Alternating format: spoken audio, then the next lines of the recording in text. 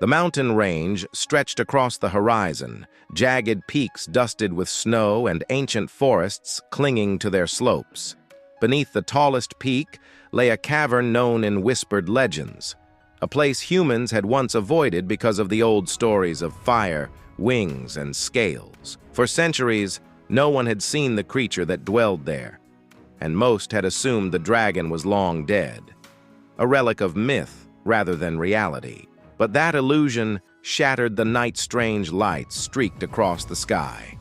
Farmers reported glowing ships descending in silence, their hulls shimmering like liquid silver, and soldiers stationed nearby spoke of unnatural tremors echoing through the earth. By dawn, word reached Commander Elena Vey, the officer in charge of the region's security. She rode with a convoy of armored vehicles toward the mountain, her team equipped with cameras and rifles, though she doubted either would make much difference if the legends proved true. At the entrance of the cavern, a strange hum vibrated the air. Machines unlike anything human hands had built stood embedded into the rock, projecting streams of energy into the darkness. And then she saw them. Tall, pale beings with elongated limbs and luminous eyes.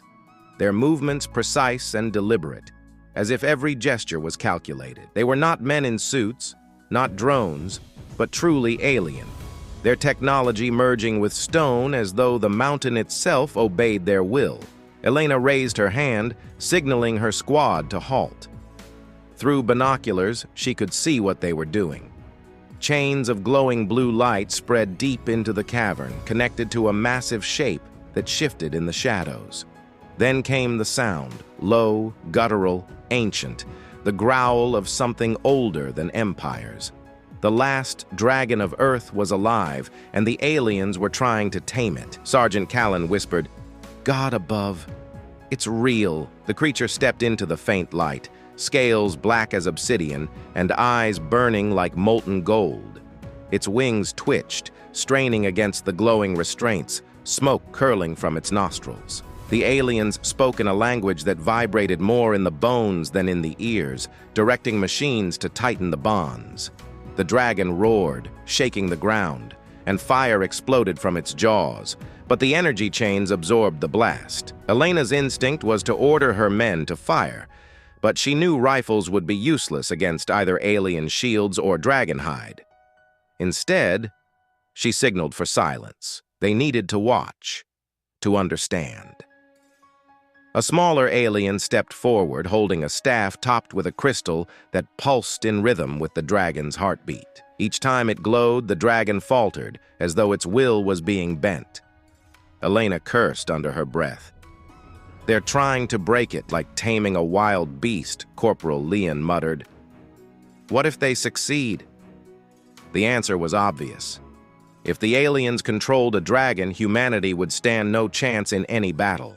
Hours passed as the humans observed from cover, documenting everything. They watched the dragon resist again and again, its fury shaking the mountains, but also saw it weaken as the crystal's rhythm synchronized with its breathing. Finally, Elena made a choice. She whispered into her comms, "We can't let them enslave it. If the dragon falls under their control, it's over. We need a plan." Callan argued, "Commander, that thing could kill us all." Elena replied, "Better it remains free, even if it kills, than chained as their weapon."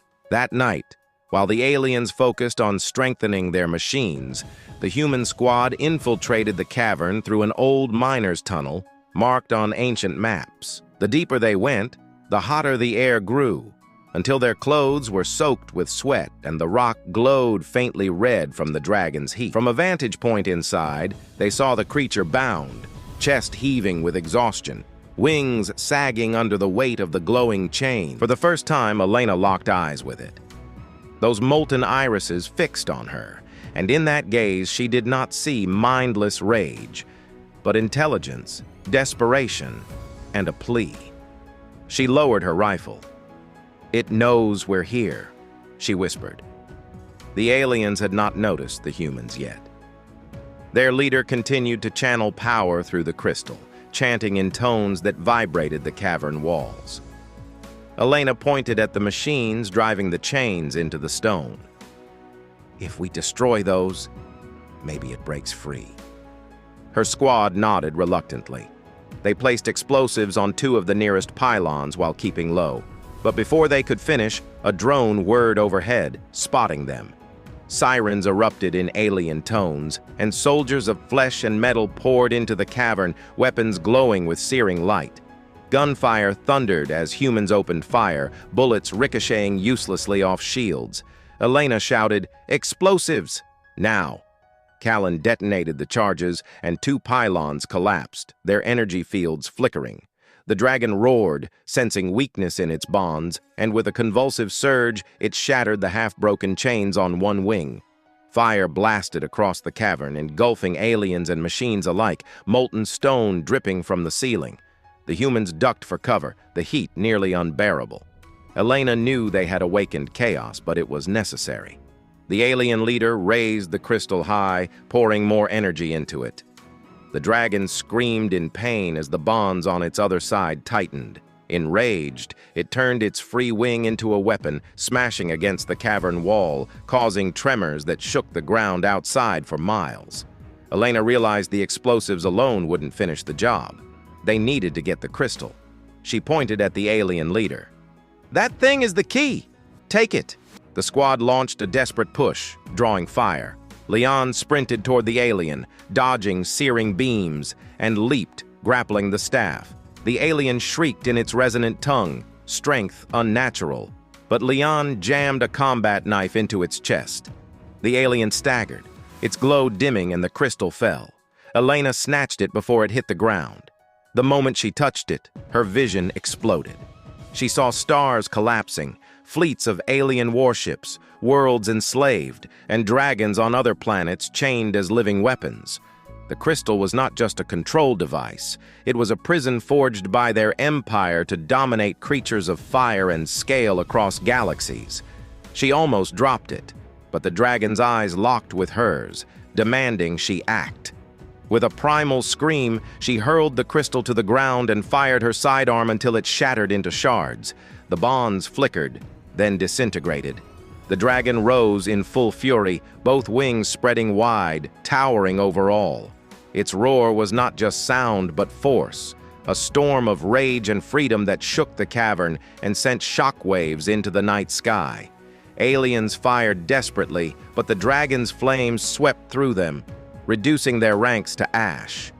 The humans barely escaped, scrambling through the tunnels as the mountain itself began to collapse. Outside, under the moonlight, they watched as the dragon burst free, wings igniting the night, flames painting the clouds. Alien ships rose to intercept, their beams striking the dragon's scales, but the beast moved with impossible speed, tearing through hulls, ripping metal with claws, burning fleets into falling wreckage. For hours, the battle raged in the skies.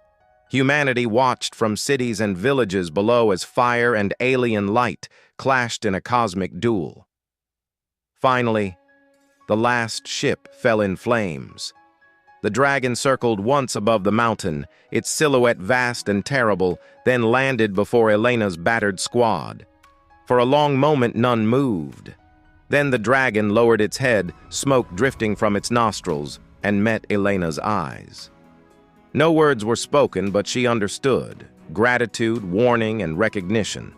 They had freed it, but its war was not humanity's to fight. With a beat of its wings, it soared skyward, vanishing into the clouds. The world would never be the same.